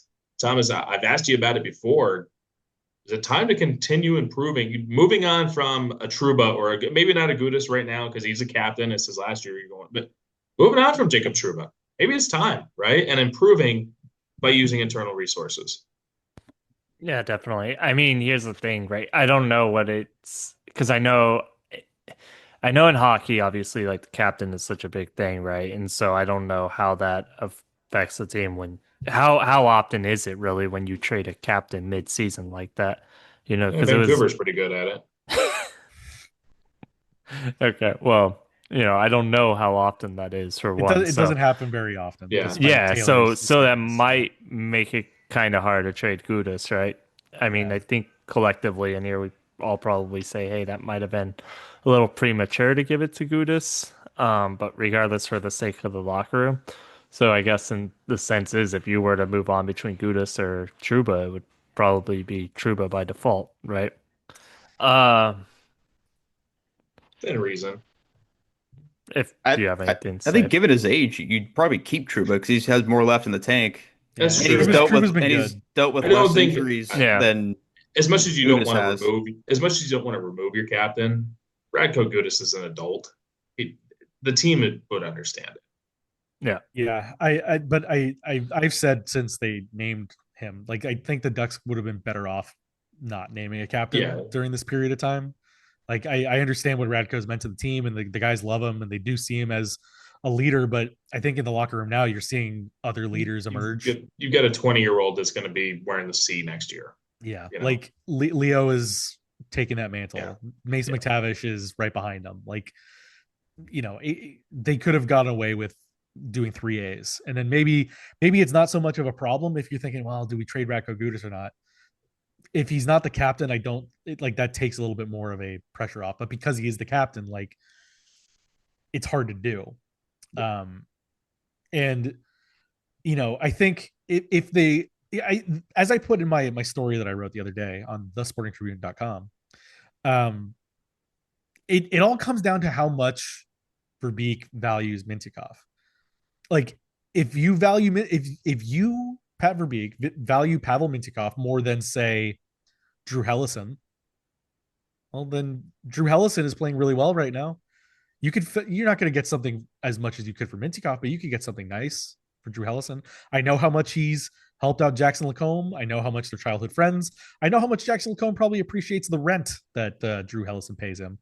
But if it's about keeping your highly talented defensive prospects in the system, Drew Hellison wasn't supposed to be that. The fact that he is a benefit to them, but he's not someone that anyone envisioned in the long-term plans for this team. So having too much talent is not a problem. Yeah, and Joel Quenneville kind of said the same thing. Colorado Avalanche have way too much talent, and they have for a while. It hasn't been a problem for them. Joel Quenneville said the exact thing to us last night. I think I don't know if I assume he's aware of the report. We didn't ask him directly about the report, but just asked him about Mintyukov. And he said that it's not a bad thing for an organization to go 6, 7, 8, 9, even 10 defensemen deep at any point in their path here. And the fact that they have 7 D-men that they are okay with playing every night is a benefit to them. And as much as Mintyukov may not like being scratched 3 times in a row, I think it is not just this week in isolation. It is the last 2 years combined that has made this something that gets reported by Elliot Friedman. But he also said that Mintyukov will get his turn. And the thing about it too is the Ducks have won the first 2 games that Gudis came back in. Quenneville has been reluctant to change a winning lineup. I won't know this until morning skate tomorrow. I have to imagine that Pavel Mintyukov will play on Saturday based on the comments that he gave us, and they'll find someone to pull out of there because they did switch up the defensive pairings late in the game last night too. So not just because of this report, but I do think that Mintyukov will work his way back in, and whether that makes him a better trade target, whether he comes back in and starts, he can score a hat trick against Vegas. Who knows? He could be the best defenseman on the team for the next 60 games. Yeah. I wonder if the fact that Mintyukov is Verbeek's first draft pick, I wonder how much that makes a difference in how much or how willing Verbeek is to trade him or what the value he perceives Mintyukov has. I don't know. Like some GMs, I feel like that might work. That might be a factor. Yeah. I don't know how much it is to Verbeek, and I don't think he's like going to tell us. No, Verbeek wouldn't tell us. I feel like he has an attachment to him, certainly. Just in I think it was the offseason interview he did after Cronin got fired with Brian Hayward and Alexis Downey on the Ducks podcast. uh, he kind of spoke glowingly about Mintyukov, and I think he really does value Mintyukov as a player too. So that's all in there. And again, as we said, like Pat Verbeek is not going to be bullied into making any decision ever. He won't be blackmailed. He won't be leveraged. He will make the decision when he's well and ready to make the decision. So Mintyukov, if Mintyukov ultimately has a true problem with everything going on here, he can remove himself from the situation, I guess. But You mentioned that will you just make mentioned him probably not a great asset to trade at that point. So, you mentioned Hayward. What was the deal? He had 2 games off, and they lost both of those games. Is that what it was? yeah. Well, the Colorado game was on TNT, so no Ducks broadcasters. Uh, Hayward Which- curse, man, And then Hayward had scheduled days off, so Guy Bear did the 2 games on the rest of that road trip. Yeah, and they lost all 3, right? he lost all 3 games. Hayward's the answer, man. Oof. Yeah, Hazy would like to think so too. Yeah.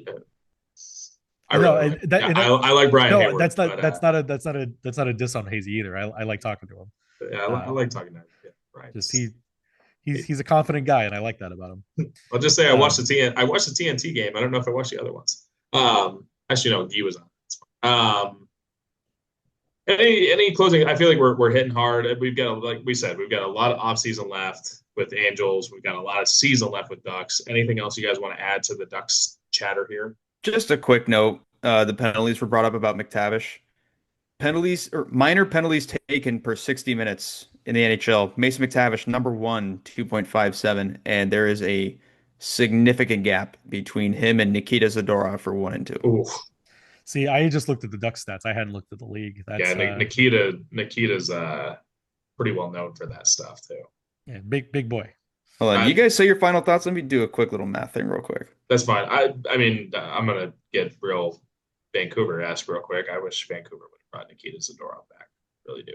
But apparently it was either Toronto or the Bruins, and the Bruins beat him out by $500,000 to get Zadorov. So well, okay. I'm making Toronto a big would boy like him decision. too. I'm making a big boy decision next week. I, as a professional, am not going to go cover the Kings next Saturday because they're playing Vancouver. So, well, big boy Ducks professional decision there. Ducks are playing Vancouver on Wednesday, so I know I'm not going to be at that one. I might go that one. So the gap between Mason McTavish and Nikita Zadorov is the same for 1 and 2. Is the same gap between Nikita Zadorov and Charlie McAvoy for 2 and 10. So that's tough. Well, when we're talking about penalties, in that Friedman column where he mentioned Mintyukov wanting to move, he also had a note about the penalty discrepancies. Yes. Over the years, yes. Which is incredible. I have it right here. Let me and also, I don't think that's because like refs are treating the Ducks unfairly. Like the Ducks have always just been bruisers that try to bully you. Yeah. Like ever since I've been alive and been watching the Ducks. Yeah. Like okay. That's only like 5 years. Oh yeah. 6.5. Big bullying guys. So here's the number. Entering Wednesday, so this isn't including the last 2 games. Over the last 20 years, the Ducks were the worst team in the NHL in penalty differential, penalties taken versus penalties awarded. They were first with a minus 722 penalties taken versus penalties for. The second worst team in that category was the Boston Bruins, minus 327. So over the course of 20 years, the Ducks had been on the wrong end of things by more than double the next closest team. You know why? Because they've employed people like George Peros, Shane O'Brien, Travis Moen, Sean O'Donnell, Sean Thornton, Brad May. Like, take your pick. Yeah. Todd Fedoruk, Ross Johnston, Ryan Kessler, Corey Perry, Ryan Getzlaff. Like all those guys were not afraid to get involved. But this year, entering Wednesday, the Ducks were even 64 for and 64 against. So improvement. I'm looking at this thing right now. The Ducks 2006, 2007 Stanley Cup winning roster. You want to know how many guys had more than 80 penalty minutes that year? 26. Yeah, majority. 8. That's not so bad. They had Shane O'Brien at 140, despite only playing 60 games. George Peros 102, Travis Moen 101, Sean O'Donnell 92, Sean Thornton 88, Scott Niedermayer 86, Timu 82, Chris Kunitz 81. Surprise on Timo. Yeah, surprise on that one. Thomas, any clothing Ducks thoughts? Before I go into my stupid questions. Oh God. Well, Quack. you'll like them. Quack? Yeah. That's very poignant. Yep. I'll say Agreed. this. Agreed. Made the mistake. I went to the game, the Utah game. Mhm. I decided to leave at the 5-minute mark. I thought it was over. Thomas. Why? Thomas. Beat the Why? traffic. Beat the traffic. You are not beating the traffic. I was hungry. You have I to wanted to go leave get after dinner. the second intermission to They sell hot dogs. Yeah. Thomas. Oh. Just I have Zach will throw say- something at you. I will say, Yeah, when watching that game, sucked. the final 10 seconds of that game, I had my hand right on top of my laptop, ready to close it as soon as the game ended. And then See, he scored like It- 4 seconds left. I was like, okay. I think Zach Jack, said it I had- earlier. Most of that game wasn't really that much fun. No. So I had. can you blame me? Yes. Yes. Look, I had the final score tweet already typed out. I was yeah. ready to hit Yeah. send. I was done. Oh, Between- I had the final score tweet already out or already typed out when Taylorblakeward hit the game tying grand slam in San Diego this year. Sure. The Troy Terry, I don't have the exact number in front of me, but I love an incredibly specific stat, and here's one that the Ducks have been putting out. In this, over the first 20 games of the season, Troy Terry has the most points on game tying or go ahead goals in the final 5 minutes at this point in the season since Cam Neely of the Boston Bruins in 1988. Jeez. Yeah. That's I think he has that's a notable stat. I think he has 3 goals and maybe 5 or 6 assists on game tying or go ahead goals in the final 5 minutes of a game through the first 20 games of the season. That's a pretty good one. And if it wasn't for his stick failing him, he would have had another last night. That's true. The Ducks were going to tie that game, and the stick broke. Just that was a frustrating game against Ottawa in so many ways. All right, we're gonna call it wraps. I'm gonna hit some. Yeah, we've been going for a while. Yeah, we've been going for a bit. Who is? I'm not even gonna call them goons. Who's your favorite clown from? Who's your favorite goon / clown from hockey? Yeah, clown. I mean, I know who. Count? I was gonna say Corey Perry's got to be one. I knew one of you would say Corey Perry. Not a goon, but no, it's a clown. You know. I would say my favorite goon is probably George Peros, just because he's one of my favorite players as a kid, and I got a George Peros jersey when I was like 8. I bought the very first piece of Violent Gentleman merchandise that had the George Peros mustache on the front as like the logo of the T-shirt, and then it was like a black and white silhouette of him like punching the lights out of some San Jose Shark on the back. It was pretty metal. I loved it. Matt Barnaby.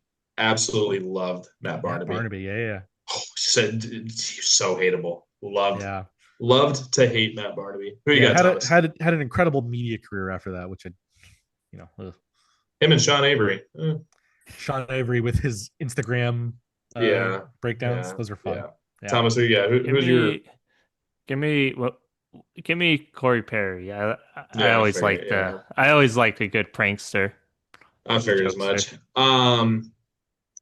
Let's just run through final notes. Oh, one thing I do want to say, Orange County sports related to a degree. Your Melinda legend, John Force, retired from NHRA racing, the absolute greatest drag racer of all time. Undisputed. He's Babe Ruth. He's got. How old was he when he finally retired? Because he's been going for 60, 70. I've got to look it up. And all of his daughters are in the sport now too. The last one retired on Sunday. That's it. Wow. The daughters are done. So Courtney's done. Brittany's done. Ashley was the best one of all of them. She's done. But John Force, 16-time champion, I think. He started in 71. So that's 76 years old. And he started in 1971. Wow. Yep. And that's not drag racing. That's that's funny car racing. So very notable. Just want to give a shout out to John Force. Have been able to work with him in past times, and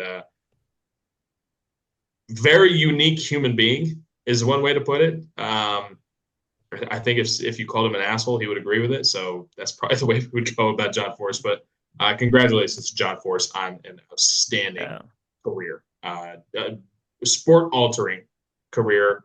Do you guys speak Spanish? Un poquito. No. Un poco. Okay. So we went to the aquarium last Saturday, 2 Saturdays ago, something like that. 2 Saturdays ago. And I asked my mother-in-law how you say mother seal in Spanish. If you guys are familiar with that one. Madre. Same in French. Same in French. How do you say it? Madre Oh, I know the Jack- French version. Jack got it. So that's a fun one. My mother-in-law, who does not speak a whole lot of English, learned how to cuss on last Saturday. I'm waiting. Okay, Zach, figure it out, buddy. Figure it out. Googling. You go ahead. I'm waiting for your Google. Mother seal in Spanish. Wait, no. Oh, sure. What is it? I mean, she said it out loud, like in front of a lot of kids, and they all laughed. I mean, it is it's Spanish. Yeah, It so is we Spanish. won't get flagged. Foca madre. Right? Yeah. Pretty good stuff. Let's go into the even dumber crap than that. Is it worse in French? What is it in French? It's the same. It's thing. the same thing. It's the same thing, but in it's momafo, something like that. That's not what Google is telling me. Mm. Google is telling me it's Xiao. Oh yeah, that's like the proper. Yeah, we're talking. Sorry, Canadian I stuff don't speak. here. I don't speak. We're talking. We're talking Montreal French, baby. I was gonna say, are we doing Canadian French? Yeah, we're talking Montreal French here. Do you guys do Spotify or do you guys do Apple? Apple. Spotify, but There we I go, hate their Thomas. algorithm now. Thomas is good, people. Their algorithm sucks now. I It's see the Spotify. French I can Canadian. I look at see. Spotify. It's giving me music I listened to from like 2016, dude. Come on, I'm trying That's to what you're listen supposed to be, new shit. dude. It's supposed to be. No, you're supposed to grow. All right. So, does Apple give you the Spotify Wrap like your top 5 most listened to artists? Yep. Or is it just one? No, they give you top. They give you top like everything. Okay. Yeah. Song. Like so, album. yeah. Right. So it starts out as the top 5, then you can press expand list, and it gives you every single artist you listen to that That's entire fair. year. Yeah. So I want to do this. Who do you think are your top Oh, 5? I had this conversation with my So girlfriend who do you earlier. think are your top 5 on Spotify? Your top 5 Wrapped or your top 5 Apple? Top 5 most listened to artists from this past year? And who is the one artist or song you really hope is not on it? Like shamefully. I'm not ashamed of my music. I get made No, fun of all the proud time of you, for it, man. but I don't Proud of care. you. I'm not. Way to I'm go. not ashamed Yeah. either. I'm ready to go. Yeah. Ready? All right, Zach. Like who do 2 you years- think? Oh. Who do you think your 5 most listened to artists are? All right, you ready? Ready for this one? I'm ready for this. Well, look at the easy one out of the way. Taylor Swift. Oh, that's your number 1, right? You know what? Probably not. Good on. It's okay. It's probably number 2, but I'm gonna do it for dramatic effect here. Oh, K-pop. Blink-182 is definitely in there. Sabrina Carpenter is in there. A couple. I have like a playlist of anime theme songs that I use at the gym, so that gets played. In broad strokes. Yeah, so it's the number one is the Demon Slayer theme song, which really That's what slaps. And then my number 1 is it's gonna be K-pop Demon Hunters. That's what I was. As soon as you said it wasn't Taylor Swift, I'm like, I know what it is. Yeah, it's gonna be K-pop Demon Hunters. I mean, who knows? I mean, I'm seeing Wicked tonight. That could change the algorithm if I go hard here over the last month. But no shame anywhere, huh? No shame on an artist that you don't want to pop up in there. No, Okay. not really. Okay. Jack, I listen to what I like. I don't think there's anything that's that's fine. Jack, My top 5. I'm guessing it's going to be Alice in Chains, Jack Johnson, Foo Fighters, Chris Stapleton, Nirvana. Foo Fighters. Fighters. Foo Fighters. Yes. That's not bad. Do you have any there's not shame? really. Wait, do I have what? Do you have anything that you like that you think shameful? Not really. I mean, I think it was 2 years ago. Yeah, 2 years ago, I had Olivia Rodrigo in my top 5, and I got a lot of shit for that. And I was like, I don't care. I like the music. So Shit maybe slaps. It her. slaps. What are you gonna Yeah, do? exactly. Yeah. So It maybe slaps. her. That's fine. Thomas Murray. Who are you thinking? Top 5. Dude, I don't even know who's going to be in my top 5 because, like I said, Spotify's algorithm sucks now, and I just try to put on a daily mix, but I don't know. So I don't know in this order, so don't go with that. But story so far, Neck Deep, Super Heaven, Drain, Tsunami.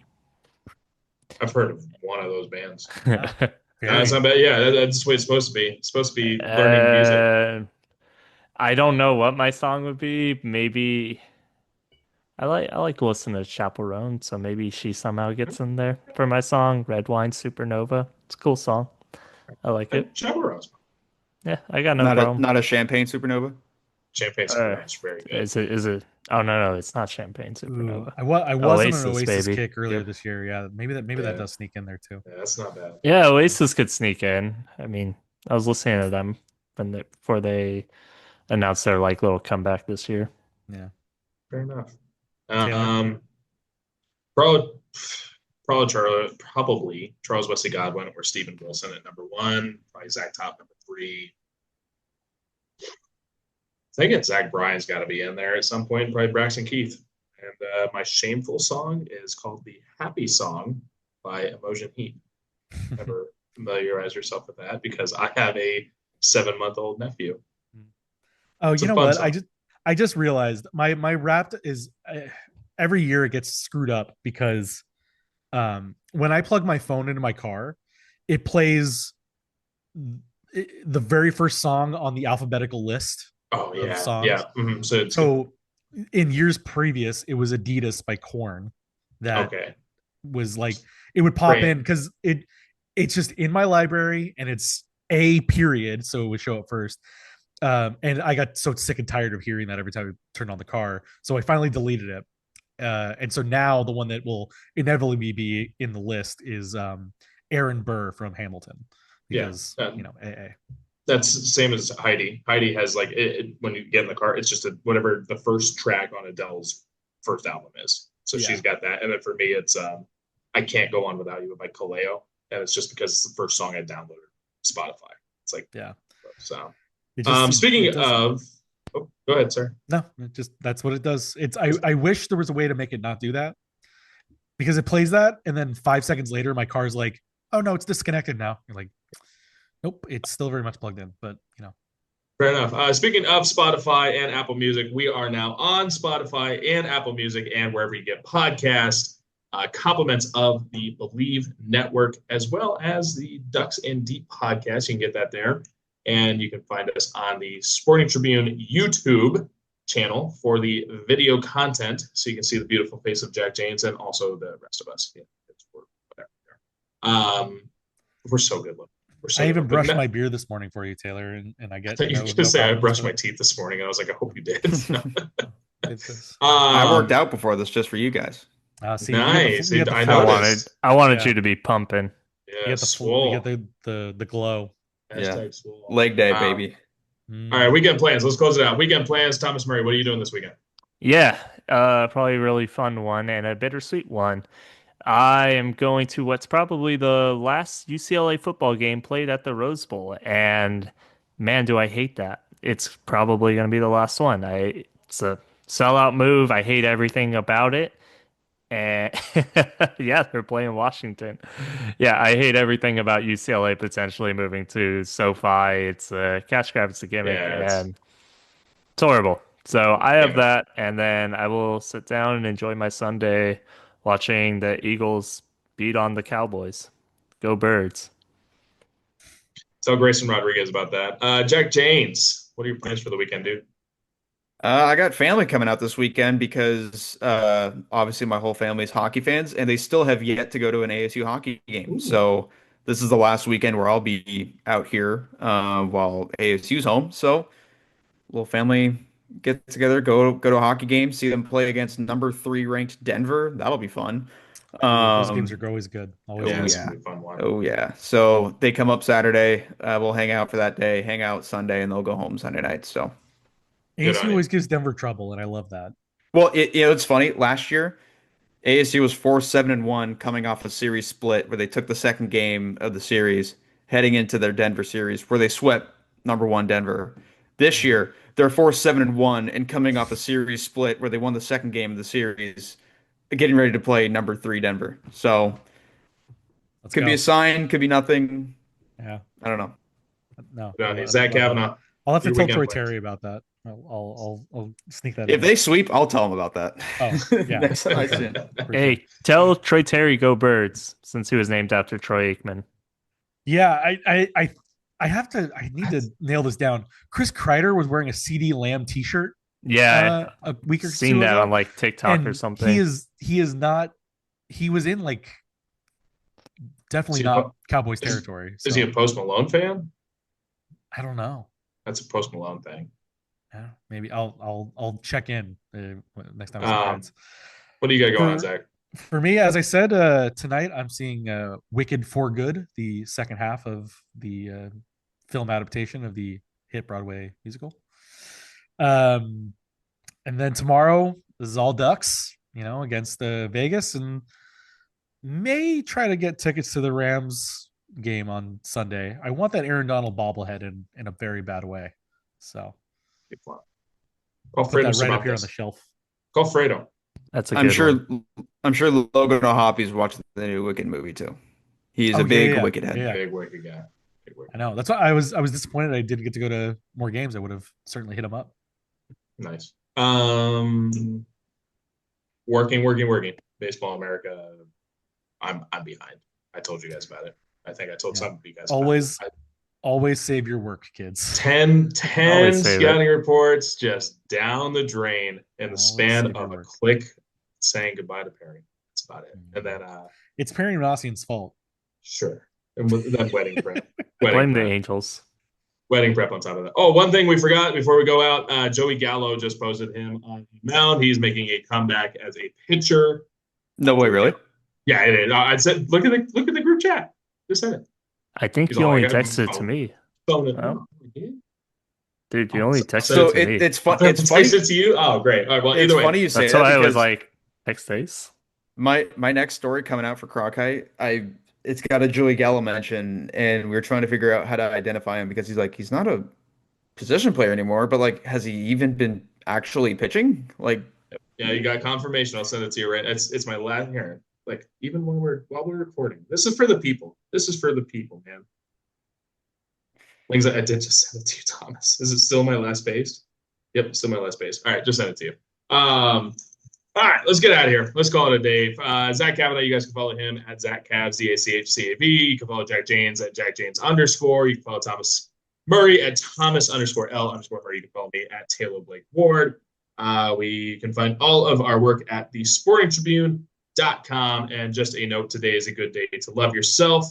I hope you woke up today knowing that someone loves you, even if that is just yourself. So have a great weekend. We're getting out of here. Go away. Goodbye. See ya. Love you. Bye. Enjoy. Deuces.